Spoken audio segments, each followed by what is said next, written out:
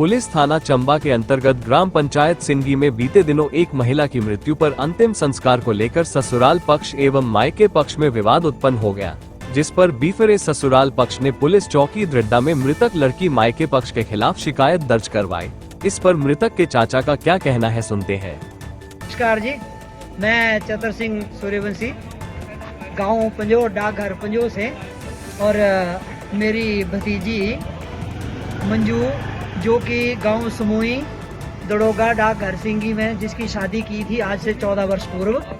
और उस बेटी का अच्छा परिवार ठीक चल रहा था, लेकिन पिछले 5-7 सालों से वहां पर अनिल कुमार और दूसरे बेटे का विवेक, ये दोनों भाई हैं। विवेक को हम लोगों ने अपनी बेटी मंजू की शादी उसके विवेक के साथ करवाई थी, लेकिन पिछले 3-4 वर्षों से ये विवेक और अनिल कुमार जो हैं रामपाल बाबा के अनुयायी बने हुए हैं, और इन्होंने पूरे गांव में रामपाल की प्रवृत्ति को चलाया हुआ है, जो कि इनके गुरु रामपाल आज जेल की हवा खा रहे हैं। और इन्होंने हमारे गांव में, दड़ोगा गांव में जो है वो एक आतंकवाद की स्थिति पैदा की हुई है। हमारी बेटी पिछले दिन एक्सपायर होती है 7 तारीख को, और 8 तारीख को हमारे गांव में हमारे परिवार को किसी को भी इन्होंने फोन नहीं किया, और इन्होंने फोन किया जो इनके रामपाल के अनुयायी कोई चुरा, सुलूनी, तीसा, चांजू, चर्रा के थे,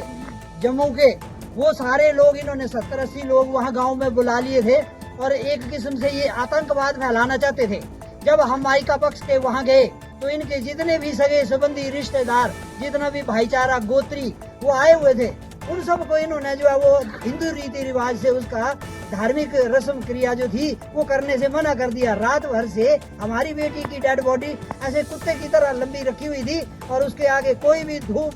टिक्का, शंख, घड़ियाल इत्यादि कोई हिंदू रीति रिवाज का कपड़ा तक भी इन्होंने नहीं डाला था। तत्पश्चात हमारे गांव के जो मायका पक्ष के हम लोग गए तो हम लोगों ने वहां कपड़ा डालने की कोशिश की, तो ये मना करने लगे कि हम तो रामपाल के अनुयायी। ने कहा कि ये मेरी भतीजी है, हम हिंदू हैं, हम लोग हिंदुस्तान, इस हिमाचल की भूमि में, शिव भूमि में शांत स्वभाव से रहने वाले हिंदू हैं 99%, हम हिंदू रीति रिवाज से ही इसका दाह संस्कार करेंगे। तब वो दोनों भाई अनिल और विवेक मान गए कि ठीक है गुरुजी, आप हिंदू रीति रिवाज से करें, और इन दोनों ने खुद कंधा दिया उस बेटी की लाश को, और उसके पश्चात मेरे जितने भी सगे संबंधी थे उन्होंने लाश को वहां पहुंचाया, लेकिन बिना शंख, घड़ियाल इत्यादि के। लोगों ने मंदिर से शंख, घंटा और ध्रुव इत्यादि ली। नीचे जाकर के शमशान घाट पर इन्होंने फिर मना कर दिया कि हम रामपाल की सत साहिब की जो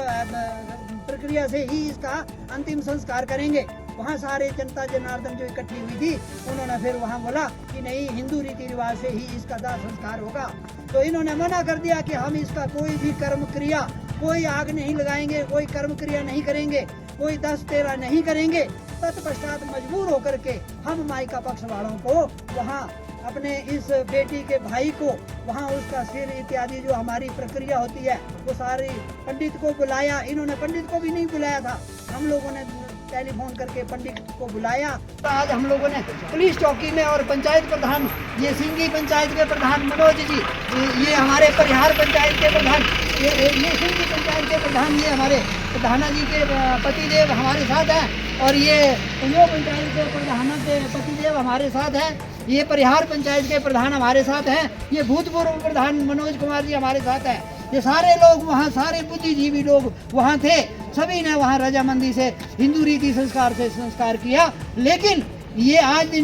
3 दिन हो गए, ये दोनों भाई जो है हिंदू रीति से अपने घर में कोई भी कर्म क्रिया नहीं कर रहे हैं, और उसके बावजूद इन्होंने दूसरे दिन यहाँ आकर के पुलिस चौकी में सारे लोगों के अगेंस्ट जो है एक एप्लीकेशन दायर कर दी कि ये लोग जो है हमें कोई रस्म क्रिया नहीं करने दे रहे हैं। तो मैं आपके माध्यम से बताना चाहता हूं कि हम लोगों ने रस्म क्रिया से मना नहीं किया, ये नहीं कर रहे हैं, और इनकी जो है वो इनके खिलाफ कार्रवाई होनी चाहिए। ये कौन से कबीरपंथी हमारे हिंदुओं के बीच में आ गए? सिर्फ एक ही परिवार है पूरी ग्राम पंचायत सिंगी में, इनके अगेंस्ट जो है वो कड़ी से कड़ी कार्रवाई होनी चाहिए। धन्यवाद।